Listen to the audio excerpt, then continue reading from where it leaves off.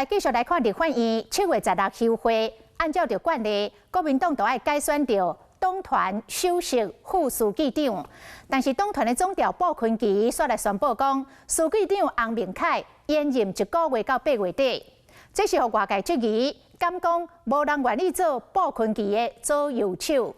另外，民进党的立委沈碧荣今仔日伫花莲成立着服务处，伊是直接点名要来挑战鲍坤琪。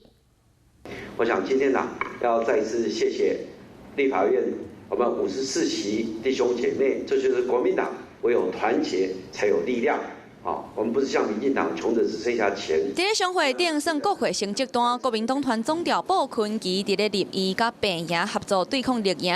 不过讲过，着无解的领导风格嘛，互党内有无共款的声音。照惯例，大家会期结束进前，拢会进行书记长甲首席副书记长的交接，过来做首席副书记长的改选。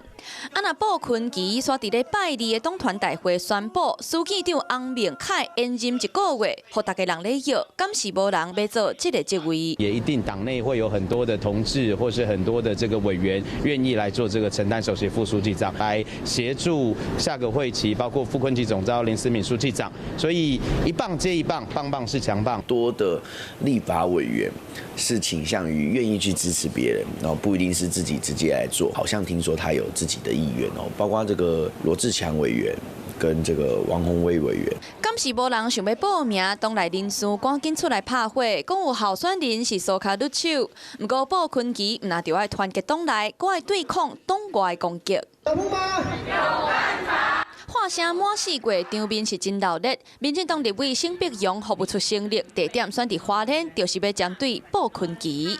好像不是希望大家认识民进党而已，我觉得是要让大家认识傅昆萁的。那所以呢，其实我对他已经有某种程度的了解，我也看他很久哦。